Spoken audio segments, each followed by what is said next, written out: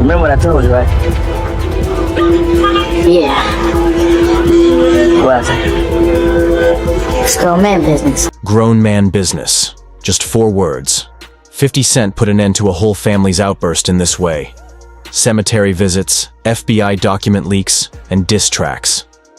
With a smirk and a deep fake, it was all discarded. However, what did King Harris uncover prior to that silence? 50 doesn't want you to see that portion. Battle lines and bloodlines. Okay. As you can see, if you thought the 2026 rap game couldn't be much more brutal, you weren't paying attention to what just transpired between 2 of hip-hop's most seasoned veterans and the younger generation, who just refused to remain on the sidelines. Because the first thought that came to mind was, can 50 Cent go bar for bar with T.I., developed into one of the most intimate, filthy, and border-crossing feuds this society has witnessed in years on a Versus stage? We are discussing leaked government documents. Diss recordings repeating one after the other like cipher drum rolls. A whole family is fighting one of the most dreaded trolls hip-hop has ever produced, and a dead mother's grave has been converted into a weapon. And even now, the fallout is still shaking the earth. Early in February 2026, everything came to a head when T.I. appeared on Nightcap on February 6th, alongside Chad Ochochinco Johnson and Shannon Sharp. Accused 50 Cent outright of avoiding a Versus fight after he had already accepted. According to Tip, it was all love until T.I., and they broke up the entire thing while they were out in LA promoting performances. Made it public. At that point, 50 allegedly abandoned the idea, abandoned T.I., and pulled the plug, appearing as though he was finessed in front of the whole community. If you are familiar with Clifford Harris, you are aware that he does not take disrespect well. He recorded it. 50 simply does not want to smoke. Curtis Jackson was horrified by the revelation of who actually received the deeper catalog from a hit-for-hit comparison. This dispute wasn't new, mind you. Although they had been fighting since the early 2000s, T.I. made this one feel different. Felt as though it was played personally. Not only by the rejection, but also by the actions of 50 behind closed doors. No joke could ever cut as deep as telling a man yes in his face and then pulling the rug as soon as the cameras begin to film. The fuse was lighted in an instant. What transpired between February 7th and February 21st was a gradual burn that left everyone on the internet speechless. 50 returned indirectly by phoning T.I. and uploading old documents and memes. A rat. Additionally, labeling someone a snitch is essentially a death sentence for your credibility in this culture. You don't just throw that word around light. It strikes to the core of street authenticity. Every rapper who asserts that life is the foundation upon which they build their image. And when 50 brushed off the accusations and laid them out in front of millions of people, he understood precisely what he was doing. T.I. retaliated on Instagram, making it clear that he wasn't going to let that narrative rock to go unchecked. When February 22nd rolled around, T.I. claimed to have lost all respect for 50 Cent on $1 million worth of game, characterizing the Versus flip-flop as a show of weakness and a trend from a man who would rather post memes than enter a real ring. This was no longer about streams or catalog numbers. Respect was at issue here. It has to do with legacy.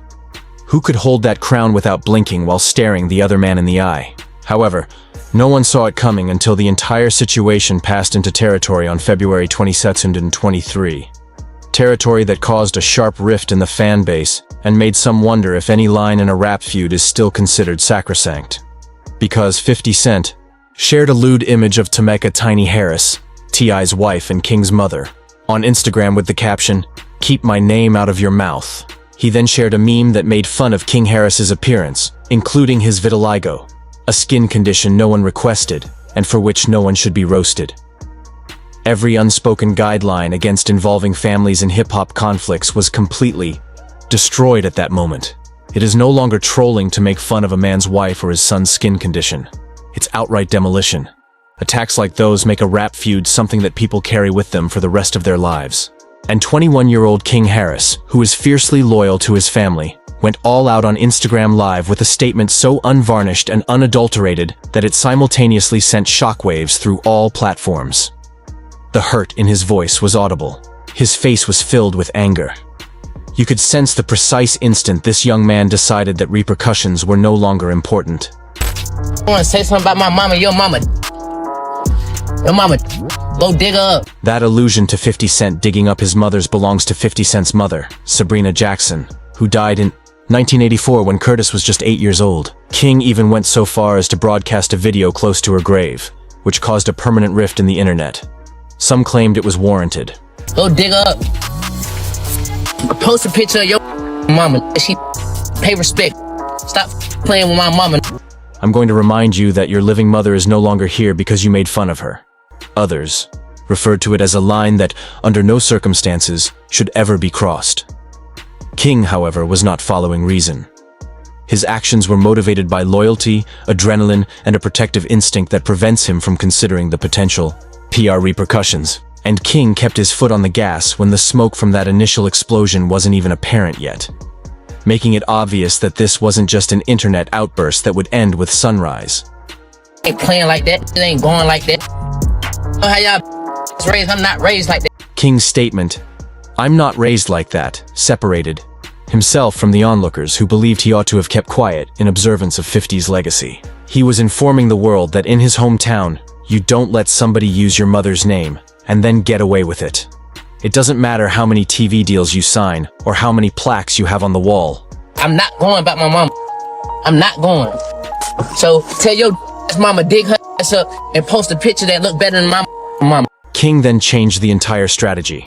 He went straight for the jugular with a psychological perspective that obviously hit far different, since it wasn't about music, wasn't about bread, and wasn't about clout, rather than merely matching 50's enthusiasm with the same kind of personal attacks. Despite his immense fortune, 50 Cent is unable to handle the subject matter, something that cannot be replaced by cultural influence or corporate strategies. So we gonna troll straight like that. Your son don't love you. You don't got no family. Hip-hop has been whispering about that truth for years, and it's a body shot wrapped in it. The bond between 50 Cent and his own son, Marquise Jackson, was destroyed. The consequences for the public. When the cameras stop recording and the comments stop scrolling, the years of back and forth that depicted a man surrounded by bags but missing the one thing that truly matters. You rich, but you not loved. Money means nothing without no one to spend it with. Your son don't love you. At that point, the feud shifted from being about rap to being about actual life. Real anguish, real wounds. When you log off, the hurt doesn't go away. In order to further pierce the wounds that 50 had been attempting to conceal from the public for years, King even unearthed ancient family turmoil involving Marquise Jackson. King, however, wasn't finished telling the world exactly where his allegiance lay and why he set the entire internet on fire to preserve his blood. That just because he share the same blood as you. I don't give because man, at the end of the day, That is uncut and raw. No filter fury. That was not approved by a publicist. Their words were not approved by any manager. That's a son giving it his all for his mother. Forget about the consequences to your career. I don't play by my mama. At the end, I don't play by my mama, I don't play by my grandma, I don't play by neither one of my cousins. The first round of what would turn out to be one of the most widely shared feuds in 2026 was suddenly locked in and loaded up. The Harris family used permanent ink to draw their line in the sand. However, they were unaware that the actual conflict, the records, the rumors, and the silence were only beginning. The onslaught and the paperwork. Both sides were fully in by February 23rd and 24. No going back. In hip-hop, the battlefield has evolved from rants on Instagram Live to actual recorded music, which is essentially a declaration of war with your name in blood. You see, stories expire, comments are lost in the next wave, and social media posts vanish. But whether they like it or not, a diss track becomes a permanent chapter in your operations biography, gets picked up by search engines, and endures forever on all streaming platforms. That math was understood by both parties, which is precisely why they went to the studio. T.I. declared war and released his first diss track, literally titled War, which took aim at 50 Cent's past and sent a message to the entire society that social media squabbling was over. A full-fledged musical assault ensued. Following closely behind him, King Harris released Madman, which some publications dubbed Say Less. In it, he called out Rick Ross and Kanye West for bullying women and rapped about 50 L's to them. This was not a freestyle recorded on a living room phone speaker. Every time someone typed 50 Cent's government name, Curtis Jackson, into a search bar, this produced, mixed, and mastered piece of warfare was meant to appear on platforms permanently. However, T.I. wasn't going to leave his son to bear that burden by himself. After he released The Right One, bars immediately attacked 50's entire persona, including the image of the keyboard warrior and the bully who posts memes and talks crazily behind a screen but is said to act differently when you approach him in person. One second. It's grown man business. That bar, a small man in a big shell, is Tip telling the world that despite all of the strength, social media bluster, and trolling campaigns that have made 50 the undisputed king of internet chaos, there is a man who will not enter a real arena when challenged. The advice doesn't end there either. Additionally, he released Bully, in which he referred to 50 as a novelty merchant in reference to resurfaced intimate product photos that have been circulating as ammunition in the beef. Then came the unexpected turn of events that transformed this two-man conflict into a full-scale family blitz. T.I.'s other son, Damani Harris, joined in with a sample of Outkast's Ms. Jackson, addressing 50's deceased mother directly. The message was clear and the entire Harris lineage was mobilized as one. You have to answer to all of us if you come for just one of us. The biggest bomb, however, hasn't even been dropped yet. 25 February 2026. When King Harris shared what he dubbed the humiliating files, it became the day that all hip-hop artists had to take sides. According to alleged FBI documents dated October 12, 2009, 50 Cent allegedly assisted the federal government in their investigation into the murder of Lalo Mac Fletcher, a member of G Unit. These documents claim that, fearing reprisals, $50 gave an anonymous tip that led investigators to James Jimmy Henchman Rosemond, who was found guilty in 2017 of ordering the hit after his son was beaten. "I got 21 questions, but just answer this one," King wrote as the caption for the post. Who was Lalo Mac then? Who, without any black and white, called my dad a rat? Okay, sir, here's yours.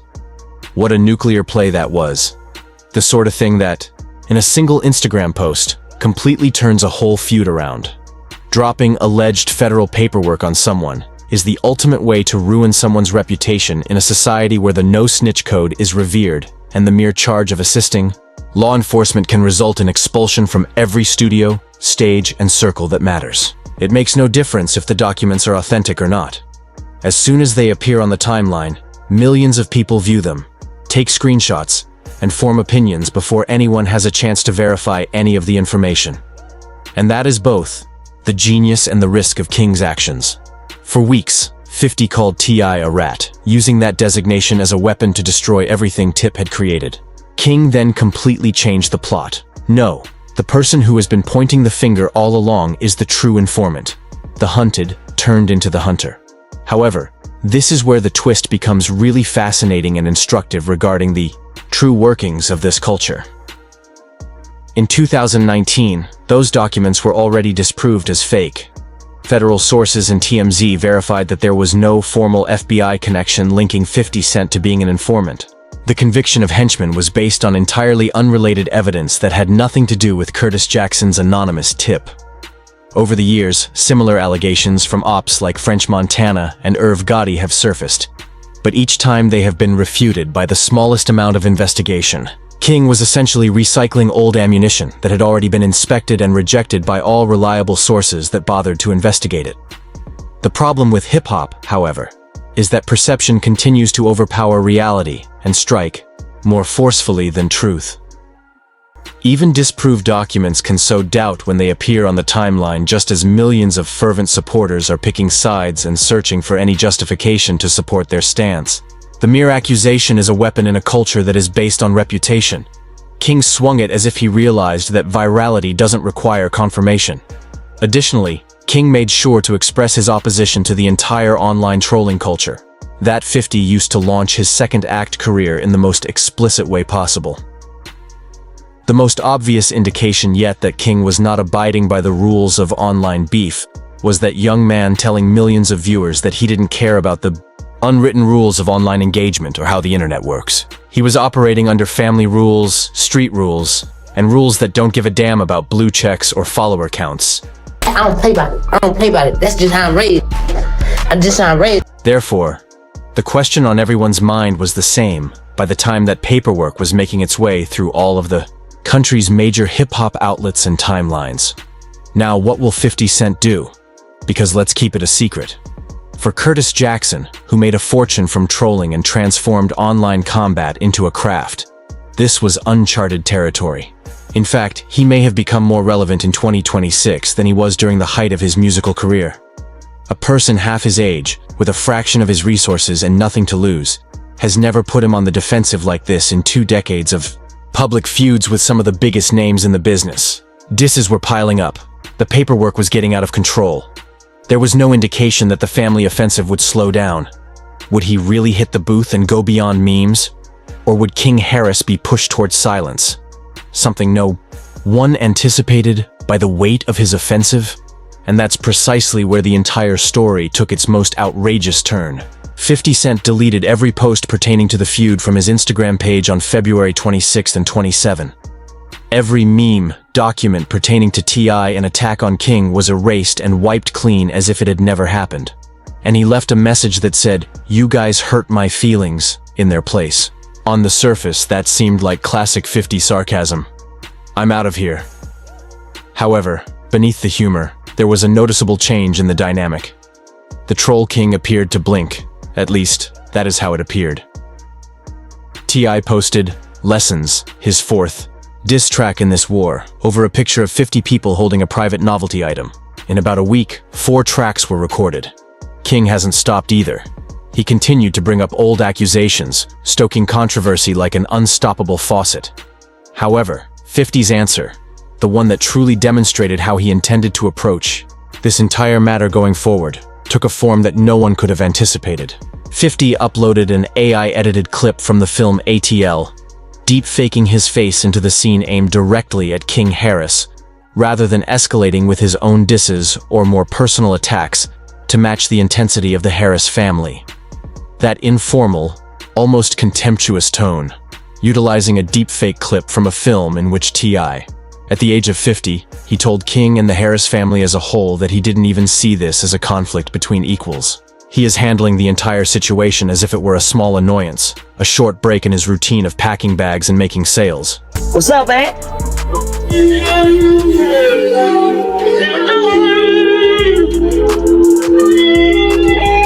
Ain't heard from you in a while. Why? Where you been? Dude, I'm cool. It's just taking me a minute. And when you consider how 50 has been handling this entire situation, that line has 2 meanings. On the one hand, he admits that the shots were accurate and that, unlike most beefs, he became irritated when his mother was mentioned. Conversely, he is indicating that this pause is brief, deliberate. Nah, I'm cool. I'm cool. It's just taking me a minute, that's all. And a repositioning rather than a surrender. Then 50 Cent delivered the 4 words that summed up his final assessment of King Harris's involvement in this dispute. Grown-up company. That was 50 telling a 21-year-old that he didn't belong here.